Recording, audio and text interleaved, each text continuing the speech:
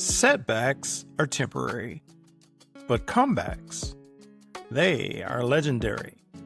Welcome back to the PSI Effect, where we pause, shift, and ignite purpose that speaks louder than your past. This is Nuge, and together with Frankie, we're your hosts in this space, and your comeback starts now. I'm Nuge. I'm here with Frankie. We have a guest, Raymond, who we're going to introduce and give you all the goods on Raymond here shortly. But we are here to talk about just everyday life, right? So Frankie and I are your hosts in this space, and Raymond is a super host today, guest. And so we're just going to get started. Frankie, let's talk about what's going on today. And if you wouldn't mind introducing Raymond, and let's get going here. It is an exciting time today because, we got a guest with us, and it's a very special guest. Somebody's very special to me because I've been on this adventure with him for a while now, and it's someone that I think our audience can resonate with because Raymond has had quite a few experiences in his life from, serving our country in the military. Thank you for your service, brother. And transitioning into civilian life, being an educator, and then moving on to more callings even beyond that. So, in this notion of what it means to reinvent yourself when, life may throw curves at you, things may not go the way you want. We have an opportunity for reinvention. And I'm just really happy to have Raymond Myers here with us as a guest. Welcome to the show. Well, thanks a lot. Thank you for having me on the show. This is a wonderful time for me to do something and share some of my story. And so I'm just excited to be able to sit with you gentlemen and actually talk to the audience about some of the ways that you can reinvent yourself and still keep true to who you are. So I'm excited about doing that. Like I said, my name is Raymond Myers. I'm a military guy, Army, retired after 23 years. Spent some time all across the country in different stations, just like other combat veterans that were in the service during that time. I've been to combat, several deployments. But overall, the best thing about serving our country was knowing that what I was doing was not for me as much as it was for like my children and the other Americans that were counting on me to be able to do the things that we had to do. So I love that piece of it. That also helped me transition to my other jobs, like you mentioned before. Something that I found later in life was that giving back was the most important thing to me. And so again, just excited to be here. I'm looking forward to spending this time with y'all. And hopefully someone can hear something that's going to help them be a better person, is going to help them pull themselves out of a place that they find themselves in. That's what I'm all about. So thank you. Awesome. So, with that, just kind of, diving a little bit deeper into, your experience in the military, because 23 years is a long time. 23 years, there can be lots of ebbs and flows and swift transitions within that time. From your experience in the military, what were some of the biggest positive takeaways, things that really built you up during that experience? 23 years is a long time. It definitely was a long time. I think one of the biggest things that happened to me was finding out that it was not about me. So in the beginning of my military career, I joined the Army. It was something that I had to do. It was the best option that I had without getting too far into the stories of why I did and what I did. However, it was a time frame between that third and fourth year where there was a transition that happened. And believe it or not, it happened during a ceremony when someone got up there to give a speech, and you always do that. You always sit there. We were sitting in formation, listening to the words from the sergeant major. We were graduating what was called primary leadership and development course. And he gave this speech about being a leader and doing the right thing and all those things you always hear. What resonated with me was that he said that everyone in the world knows who a sergeant is. You're about to become a sergeant. And he said that someone's going to give their daughter or their son to you and not know who you are, but expect that now their child is going to be okay because a sergeant has them. And because of the way I wanted, the father that I wanted to be, the man that I was trying to be for my sons, it just like stopped me right there in that formation. It hit me hard. And at that point in time, I decided that I needed to make sure that I was doing the best that I could and being the best leader that I could for the soldiers that were under me because of that fact. And that was just that bond that I had between me and my sons and how important it was for me to be a great father, that when he said that to me, it changed my whole outlook on the Army and the whole dynamic. But that was probably one of the single most important times in my military career, because without that, then I may not have had the success that I had or the drive that I had to be the best leader. That one speech made a profound impact on me the rest of my military career. Man, that's awesome. How did that sustain you, when times got tough? Because I know there had to be times where, things were bleak. How did that influence sustain you through those times? I think that it always was, that goes back to that nurturing father role. I wanted to be the best father that I could be. And that really is how I lived my whole military career. It sustained me because the soldiers that were under me, they were more like family than anything else. I was one of those non-commissioned officers that my soldiers came to my house. They ate with us. They hung out with us. Their kids played with my kids. They were hanging out. Some of the wives would hang with Miss Mary, or if they were the soldier or female, they would be hanging with Mary. So it was a family dynamic. And so that helped sustain me, because no matter where I was at, we always had our military family with us. And those relationships I built with my soldiers, they're still ongoing. I talked to soldiers that I started leading back in the late 90s, Let's not talk about how old we are. Right. So and they still reach out to me today. We still have relationships. I have soldiers that are getting promoted. They send me information when they're getting promoted. And so I know that those relationships that I built, those bonds are really strong. And it's based off of the fact that, again, based off that one conversation or one speech that happened at Fort Bragg, North Carolina, where I started to change the way I was as a leader. And it helped sustain me throughout my whole career. So since we're, this platform, we talk a lot about setbacks and a lot about comebacks. And so in your leadership role in your military career, I know you had many people who came to the military as a means to a different end, maybe an end that they weren't even aware of, right? Mm-hmm. But they had to shift into a different perspective for their life going forward. Like, how did you help those individuals who came to you who maybe were older in life, maybe in their 30s, I don't know, maybe 40s, but people who were just trying to make a change because what they were doing wasn't working for them? This is a great question. One of the things I try to do as a leader is always look at the situation and have what's called, have empathy when it comes to dealing with any situation in any leadership position. And I think one of the most important things for me as a leader was that I had been through setbacks before. I had been through times before where I made mistakes and where it could have been catastrophic to my career. However, there was a leader there that helped guide me through that, didn't hold that against me, saw my potential, and decided that I was worth taking the extra step on. At the same time, I've had leaders that did the exact opposite, that saw the mistake that I made and tried to use it to, pretty much had opportunity to try to destroy my career. So taking those experiences, I decided I was going to be the kind of leader that would always look for the best in the situation and then try to help the person, individual, whoever it is, to be a better person. That's because from my own experience, that's what I would have wanted in those situations.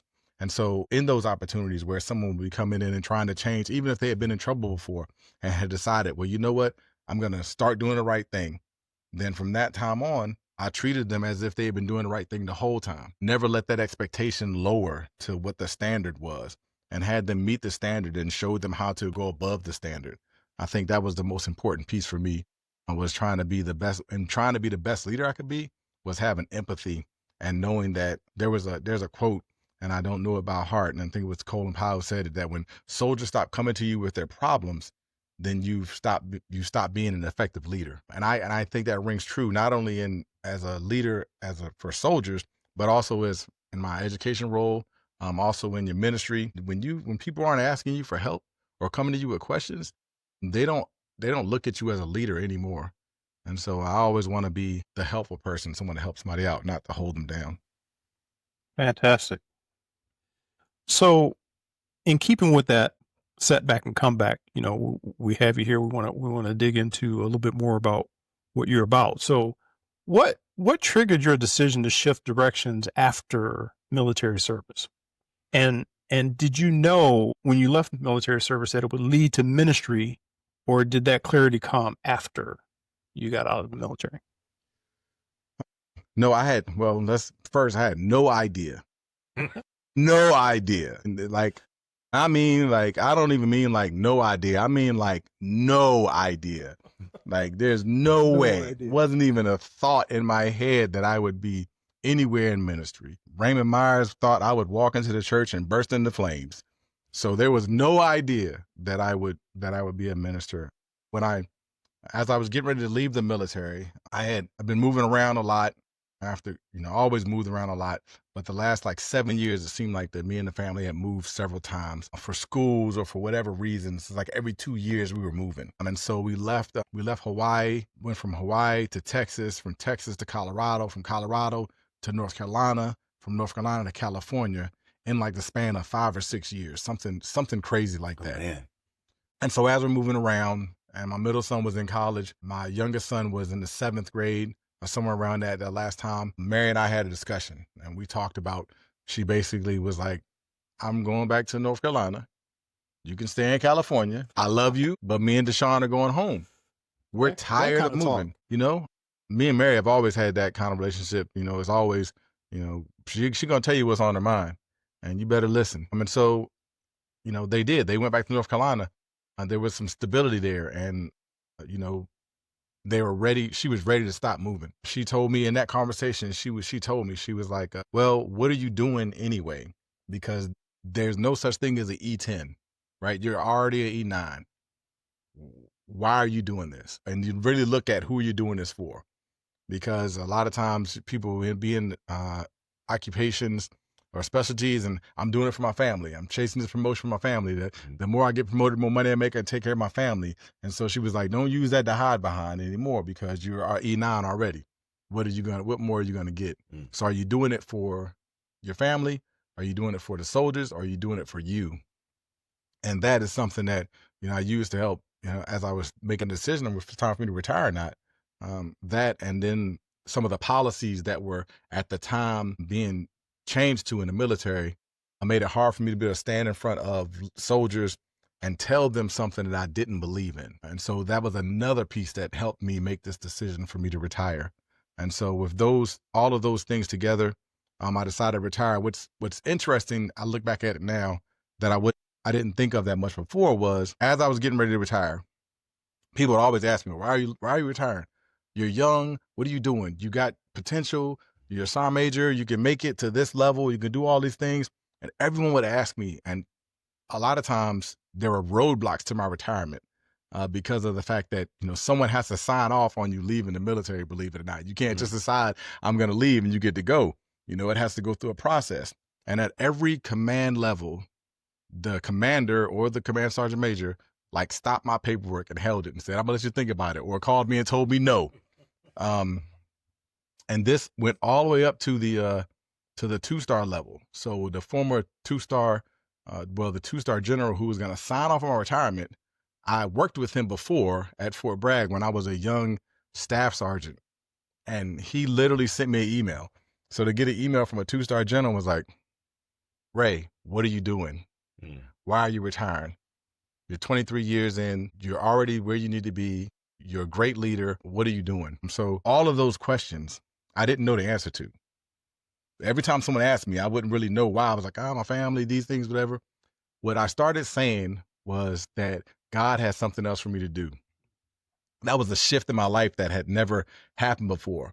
And I look back at it now, and I remember saying it to people and not even knowing what it meant, and not even knowing where it came from, gentlemen. It's not something that I thought of. It was just something that one time someone asked me, and I was like, because God has something else for me to do. I don't know what it is, but it's not this. And that became my answer to everyone when they asked me. And again, that shift, I had no idea what that meant and did not know ultimately what it would lead to. But that's how that transition happened. Fantastic. So what were some of the unexpected challenges or doubts that you faced in this transition from military service to retirement and then ultimately to your ministry? Well, there were different challenges, I think, that come with any type of occupation or job or any type of profession. You've been doing it for so long, that the immediate change, right? There's gonna be differences and challenges. For me, believe it or not, one of the biggest challenges was that after about maybe 3 weeks, maybe 4 weeks, like my house was spotless, the yard was immaculate. Like there was nothing for me to do. So to go from the position and level of responsibility I was in, having two phones, always answering emails, phones always ringing, 3 or 4 o'clock in the morning, doesn't matter. You always owe somebody something, having to have knowledge of, what's going on, where you are, what's going on halfway across the world. Someone will ask you, how many soldiers do we have in this place? How much equipment? How much is it worth? What's the status of it? So all the time, all those things were in my head all the time. And then to go and retire after about 2 or 3 days, not having the phone and not checking the email, I would be sitting at home and I'd be like, I should be doing something. This is not right. I would get up every morning. I would still do PT. Then I would just clean the house, just clean up, move stuff around. I would just clean up. And by about 11 o'clock, everything would be done. And I'll be sitting there the rest of the day with literally nothing to do. And so I did that for about 2 or 3 weeks. And then Mary was like, you got to get out of here. Every time I come home, something done changed. You got the boot. Yeah, she was like, you got to go. You got to go find something to do. But truly, I would literally did a lot of motorcycle riding. I would get up, make sure my son got off to school. And everything is like literally everything was done. I would get on my bike and I would ride. A couple of times I rode down to Florida and came back because I was bored. In a single day? Yeah. My gosh. Go down there and come back. Just riding and would clear my mind and just be riding. And then you just all of a sudden you're like, oh, I'm right here by Florida. I've been through Georgia and everything. And so I did that. But I think that one of the things, it was also a really challenging time because of that slowdown, right? And I say that to say that once everything slowed down, and there was all of that space that used to be filled with all of these other leadership responsibilities started to fade away. That's when my own self-doubt started to creep in. That's when my self-worth started to be like I was trying to figure out what it was, because I've been attached to being a military leader for so long. That was who I was. Like, literally my children used to call me Sergeant. Like, because everyone that came to the house would call me Sergeant. So Sergeant Myers. And it was such a military family that my kids were like, hey, Sarge, Mary, hey, Sarge, come here. That was like, it was who I was. I was connected to that. That was everything I was being a leader. And so as that time, dissipated and I started seeing that, okay, I'm no longer this person. Like the phone calls slowed down. Even on my personal cell phone, I was still getting phone calls. I would get emails because people needed to know stuff that I, kind of left and didn't remember to tell them. But after about, month or so, 3 months, like that even stopped. The machine kept going, and those things even stopped. And so that was a time where it was really hard. I mean, it was like it was literally one of the worst times in my life as far as like personally. And that's because I fell into, like I said, self-doubt. I fell into depression. I fell into not feeling like I was anything, because everything I was connected to was the military, and it really affected me. It like I don't know if you can imagine, I guess like the worst space you've ever been in.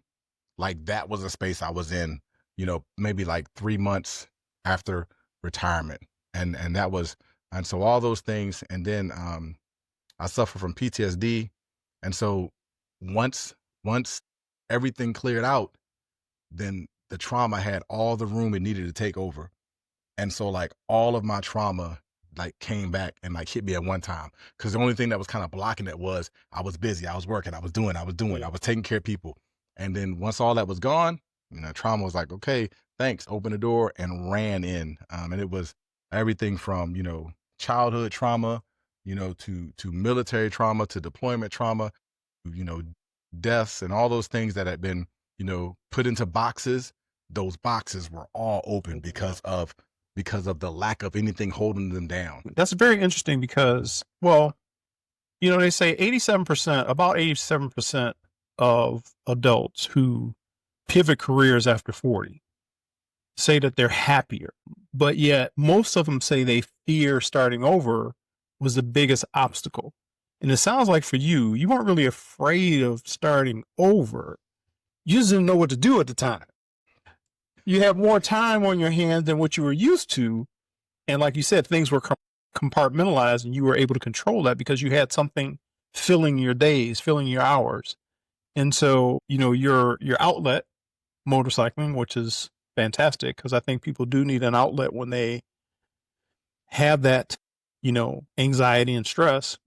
But how did you get past that? So you're like 3 months in, so what happened? Did you just like wake up one day and said, okay, I needed to do X, Y, Z, or, did it come to you in a dream, an epiphany? Did your beautiful wife just say, listen, guy, this is what you're going to do? Because it sounds like you listened to her. He better listen. I better. And listen, y'all, that's one of the golden nuggets that you got today is make sure you listen to your wife, listen to your partner. I'm telling you. So how did that come about? So interesting. And I guess I'll go backwards a little bit to get to that point. Talk about listening to your wife. I do continually still listen to her. But she's always been that one voice that could get me to listen when I wasn't listening, if that makes sense, right? That she's always been that one voice that could do that. She did it several times throughout my whole life. Started young when I was in high school. She was the one person that came to saw me when my brother got arrested for murder. She came to come see me. She was high school too. And I don't mean she like got in her car and came. We're talking about a little while ago. There was no Ubers, nothing like that. No one could get her. I hadn't talked to her. There's no cell phones. She found a way to call the cab, got money together, got in the cab, brought the cab to come to where I was at and came. And like, I'm sitting there in my room, like just struggling. And like no one, not talking to no one, whatever. She knocks on the door and opens the door. She comes in and she's always been that person to me. And so then fast forward, I think like coming back from like third or fourth deployment, I had a real hard time coming back home. The transition was it was one of the worst I'd ever been through. I was self-medicating. I was on medication. Then I was self-medication. I was trying to numb pain that I had from deployment. I was trying to deal with coming back to like taking out trash and going to work and stuff. There were things I couldn't do. I couldn't drive. I couldn't go anywhere where crowds were. I couldn't do all the things I used to enjoy doing. I couldn't do none of those things. And it was her voice who was like, hey, you got to get out of this. You got to go do something. You got to go get help and you got to you can't take care of us no more like this. And so like, that was another time where, again, without her, I'd be lost, right? And so at this time, this retirement time, back to that time now, it was the same thing. And once again, she shook me up and she was like, look, you got to figure this out because right now what you're doing is destructive and you're not helping yourself. You can't help nobody and you got to figure this out. So she was like, until you can figure it out, you can get out. She was like, get out, And I was like, man, this is crazy. So I got out, because I had places to go. I'm another property. I went to another property and I was like, all right, well, get it. I'll do that, And I was like, I don't know what's going on, but, I was dealing with all of this, again, all of this trauma and this hurt and that it was just affecting my whole family. And I went through like real depression, like not leaving the room, not eating depression, like weak. Can't even get up to go to the bathroom. I had been without like not feeling any want or need to do anything. It was that bad. And so at one of my lowest points in that time frame, and I don't know why, well, I know why, but I didn't know why at the time, at one of the lowest points, I decided to go to church.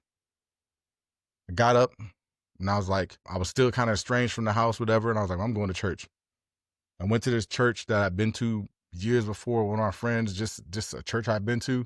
Went to church, sat in the back, listened to the preacher preach, and walked away. I sat in the car for a long time before I went in, but I didn't just went in. And I was like, okay.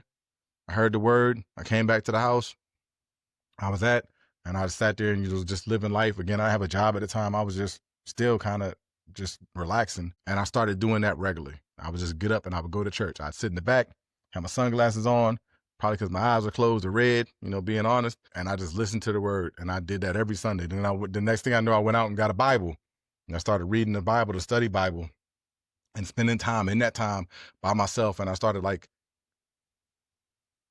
being pulled out of where I was at. And that's how that transition happened. And so it was just every Sunday I was going to church by myself. I would just get up and I would go to church and I would listen to the word, wouldn't say nothing to nobody, and I'd get up and leave. And a couple of times, I think maybe after about a month or so, pastor was like, came and talked to me. He's like, I see you back here all the time sitting in the back with sunglasses on, and I'd have a suit on, whatever. And I'm like, yes, ma'am. And, I would talk and left. But that was a time where, once again, I was changing and shifting, but I was being helped. Of course, I know now I was being helped. Exactly. And even in that, no way, shape, or form, no idea did Raymond think that I was going to be doing anything in ministry, because, that was like, no way. I'm drinking and everything else. There's no way I'm going to be in ministry. But I'm going to church. I don't know where I'm going, but I'm going every Sunday. I'm going to church, and I'm sitting there by myself in the corner at the back of the church, listen to the word and leave.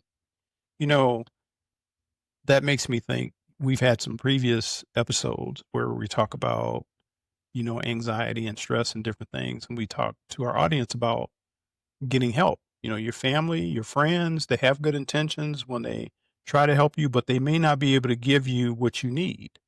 And so, we talk about seeking out therapy or other avenues. And so it's very, very heartwarming that you found your way, kind of in an indirect way, so to speak, to get help. You actually got help. I know our audience is listening to you talk about that you went to church and you sat in the back of church and you got the word, but that was help. Right. You didn't know it at the time, as you mentioned, but that was help. So I just want to reiterate that point to our audience, is that, you can get help. It doesn't have to be in the form of therapy. It could be in the form of, a ministry or spiritual or what have you, but you just need to get help if you have a feeling that you can't get over it. You hit a wall or some obstacle that you seem to not be able to get through. So I appreciate you sharing that story, because I think that's very impactful. If I can, I'll caveat on that and say, if I can, that also, like, don't give up, because I went through professional help. I went to therapy when I was in the Army for these things. And, one of the things that happened that time when Mary told me I had to get help, you didn't want to get help in the Army because your leaders know where you're at. And so you got to make your appointment, even though they don't tell you, you don't tell them where you're going. They know where you're at. If it's going to be for an hour and a half every second Thursday, they know what you're doing. And so that comes to thinking like, oh, they're going to look at me different because I'm getting help. They're going to think I'm weak because I'm getting help. And so, I went through those different times. I got help then. And once I retired, I was still, seeking help through therapy. And so I say that, like, don't give up, because it takes a long time. This conversation is happening in an hour, but that time I talk about, that wasn't, 6 months or 2 years. That was years of time in therapy that led me to help me to get to those certain points. So, the thing is, don't give up when you're seeking help. Even if you get set back, don't give up. Yeah, absolutely. And I really like how you phrase that too, Raymond, about the stigma that is around getting help sometime, and we've talked about it before in previous episodes that, seeking help is not a sign of weakness. Sometimes it is the biggest sign of strength that you can show is to reach out for others for help, because that's how we make our path forward.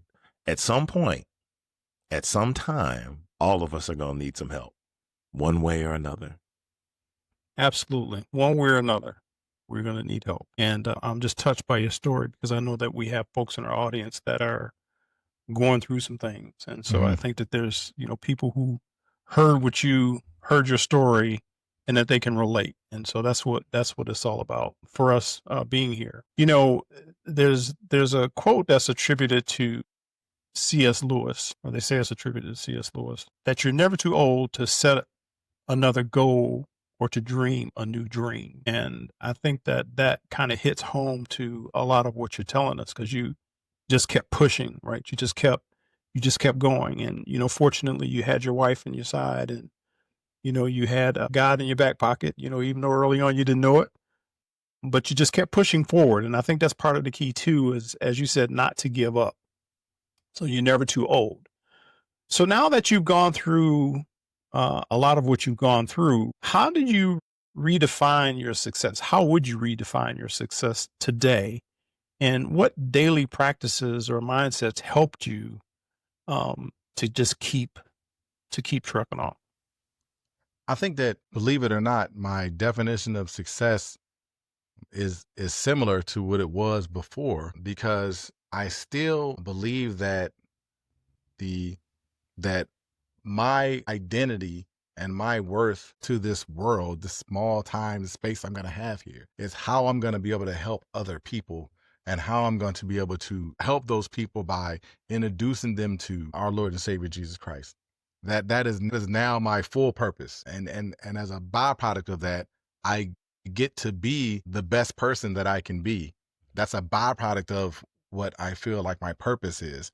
I mean, it's a wonderful byproduct of that, but it is definitely a secondary thing to that. And so that's how I feel as far as like how I define success. I can. What was the other part of the question?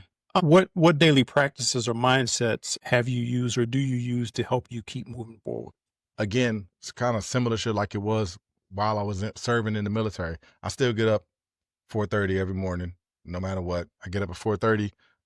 The difference is that before I do like any physical workouts or training, the first thing I do is I pray. The first thing, as soon as I get up, of course, then I begin to study or read the Bible. Like many people, I have Bible apps that on my phone. I use those first thing in the morning because they like kind of get me going. So I'll get up and I'll open up one of the Bible apps on my phone, read the scripture, turn my Keurig on, start the coffee, flip through that scripture, kind of listen to it. I have some apps that'll talk to you, whatever. So they give me like a daily word. I push play on that while I'm getting my coffee together. And then after that, then I go work out. And so like now, instead of the first thing I do is actually begin my day with the word. And then I get into like a workout. And a lot of times I do yoga or I'll do Christian meditation. Sometimes I combine the two of them. And all that happens before 6 o'clock. So 6 o'clock now, 6:05, like I've done all those things. Mary's already gone. She leaves for work at 6, so I can make the bed up, and then I go out about and start my day. And so I believe 100% that's the reason why I'm able to be the man I am every day, is because I start my day usually 99.9% of the time. That's how my day starts. Are you still having your family stumble over the furniture? Are you still moving things around? No, I don't have time to do that stuff anymore. So what would you say to someone, Raymond, who's listening, who's afraid to walk away from what's comfortable in their current state, to move on to something that could and probably would be much better for them where they are right now? I would say that I would tell you a lot of times that, your enemies will make you comfortable. So, sometimes we find comfort and we think we're doing everything good and I'm comfortable, but I tell you, the enemy will make you comfortable and get you to thinking that you're okay when you're not. So I would say that's the first thing I would say, is that don't let being comfortable keep you from making a change, because just because you're comfortable doesn't mean you're doing the right thing, and doesn't mean you're necessarily in the best position. I never been worried about changing positions or changing jobs. Like you said before, it wasn't something I was worried about. However, I also didn't give the proper respect to the change, right? And then put respect on change's name. I was like, man, I do what I want. I'm gonna be all right. I ain't putting no respect on change's name, and change is like, oh, you guys respect me. So it's a humbling experience, right? So whether you're not afraid of change or whether you're afraid of change, no matter what it is, that if you feel that you are ready to make this step, you just got to go, just got to do it. Just go do it. And then also, like, if you have that family, so if you have a spouse or a partner, communicate with your partner, make sure that they are with you on this endeavor, and then go through. If you don't, if you're a loner, like, if you're on your own, like, nothing wrong with that, because I'm kind of like, even though I'm connected to my family, I can also survive on my own. Like, if you're by yourself and you're a loner, if that's what you feel like you want to do, go chase your dream. Like, don't let anything hold you back from chasing your dream, unless it's something illegal or illicit or something like that. Don't go do that. But hey, if you want to change careers, you're like, "Oh, I've been doing this for too long. I don't know." Change. Go do it. Like, go change. Why not? Awesome. And that's what we're all about. You know, we talk about pause, shift, and ignite. We're all about change, right? Because when you're in a situation that's not right for you, or a situation or a crossroad that comes in your path, you have to make some kind of change. And that's part of what we talk about here is how to get to that change. And I think a lot of people are uncomfortable with what to do, especially if they've been in a situation for a long period of time. I mean, being in the military, I mean, I understand what that's like. You learn to manage change on a daily basis. There's always some change, Mhm. large or small.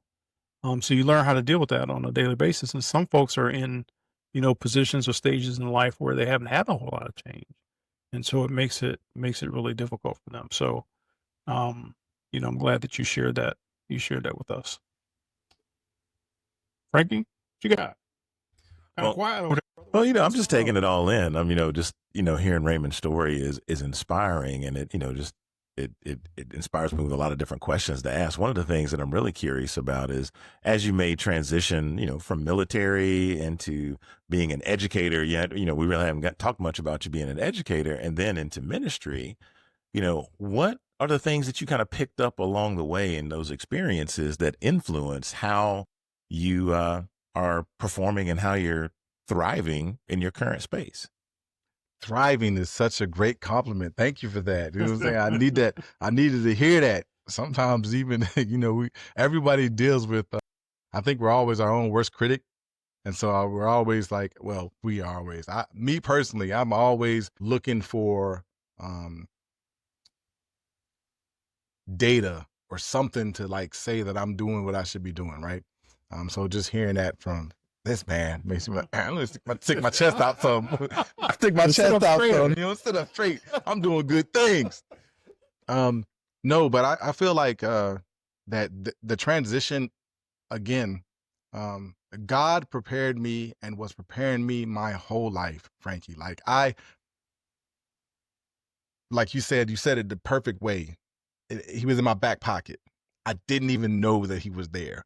And so all of the things that I went through in my life, even those times that were, the ones you close in the closet, never open again, even those times, like I look back at them now and I revisit them with a different thought process. I revisit them and look at them in this space. And I say I'm weird, but when I'm looking in my own mind, I'm standing back looking at it happen and I see where, yep, if God wasn't there, this would have happened at that time, and the story's over for Raymond, right? Whether that's incarceration, death, or whatever, story's over at that time, right?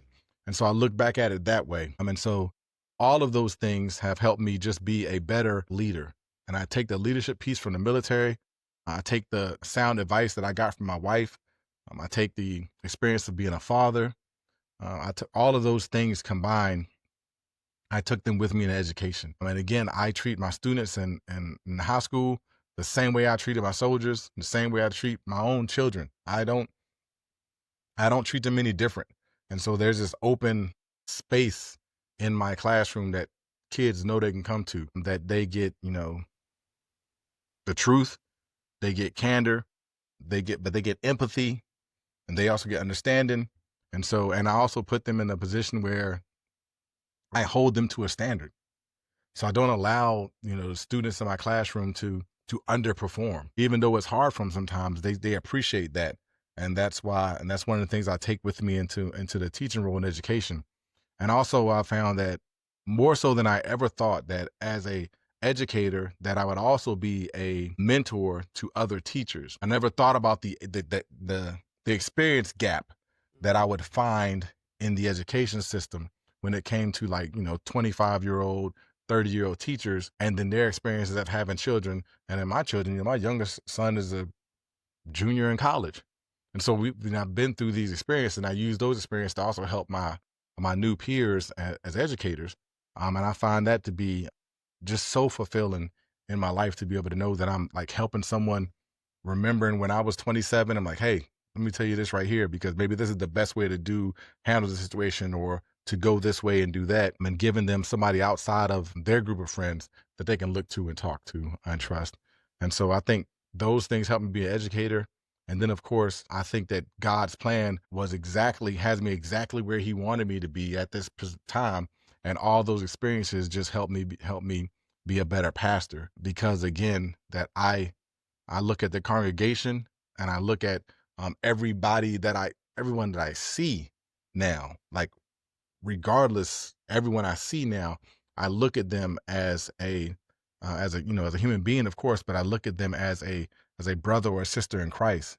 And when I talk to them, I'm talking to them as a way that I would talk to someone that I love, not someone that I meet and I'm like, hey, I just met you.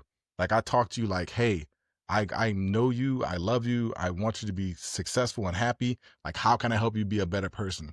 And that is, it's exhausting. It really is. But now when I go to sleep every night, I'm so fulfilled, like more so than I've ever been in my life. And even when I make mistakes and do, which we all do, when I fall and when I get mad at someone in traffic, those things are like small compared to what I know that I'm doing every day. And I go to sleep so fulfilled. That's fantastic. We're getting to the end here. I got another question for you though. As you look at where you are now, what legacy are you building in this quote unquote second act of your life here? What legacy are you building? I feel like that there's I'm not building a legacy. I don't look at it that way. I feel like that everything that I am here for is for the glorification of God. Like, so like I could not have, I don't know, nothing like left of me when I'm gone. So like, I don't know, like legacy, I'm thinking like people are like, oh, you think of like football coaches and all the trophies and all the winning that came because he was there or she was there. Or you think about even some, let's be honest, some pastors who like have to have this room dedicated to all of the great things that they did and all of that. I'm like, that's not it. My legacy for me is that, my sons are good men, right? That my, that anyone I interacted with, especially, from the time I was a leader in soldiers, I know that they're high school students, to peers, to people in the church. Like the legacy I want to leave is that they have a closer relationship with Christ because of something that I helped them find out or discover with themselves. That they are better people because of having met me, and that the reason they're better people because they met me wasn't because of me, but because of the God that is within me. Like, it has nothing to do with me. That's my legacy, is that I have been a vessel for God in some way, help someone be a better person. And then if their relationship increases with Christ because of that, then that is the best thing that could ever be in my mind. And that's a total change from who I was when I was in the Army. That's a total change from who I was when I was, knucklehead and as a teenager, all other things you could do a no other podcast on how bad I was as a teenager. You talk about shifting and changing. You share some. I'm telling you, come on. There's some people that we know from our life a couple of years ago that would be like, he doing what? So that is a big shift. And that's the most powerful thing, that I think that if you want to term it legacy, it would be that. It would be that God used me to help someone. And that's like the best thing that can happen. Well, make no mistake about it, sir. That is a legacy. Make no mistake about it. The impact that you have on impressionable minds, on impressionable hearts through your love, your gift of, sharing God's word, that is truly a legacy. Don't sell yourself short on that. As Frankie said, earlier, you are doing good things. So Absolutely. That is definitely a legacy, sir. Get that chest ready. Get that out. Sit back up real quick. Give me some room on this couch. Watch out. And I really like the word that you used when you were talking just a second ago about fulfillment. And sometimes I think we don't really take into consideration the difference between what it means to be fulfilled and what it means to quote unquote win. Because there's a difference between winning and fulfillment. I mean, we could have a whole other conversation around that, but I just wanted to just kind of bring that forward, that there is a distinction between winning and fulfillment, and you hit that right on the head. I like that. So last question. So let's say we have, and you hit on this a little bit earlier. So let's say we have a person in our audience who's, I don't know, 40, 45, 50. They're sitting in their car. Their heart is pounding right now because they know they need to make some kind of a change. What would you say to them right now? They're hearing you right this moment, sitting in their vehicle. Their heart is pounding. They know they need to make a change. What would you say to that person? Are you driving? So that's the most important thing if you're in your car. If you're driving, I want to talk to you real quick. Get to a safe place where you can pull over, right? If you're driving.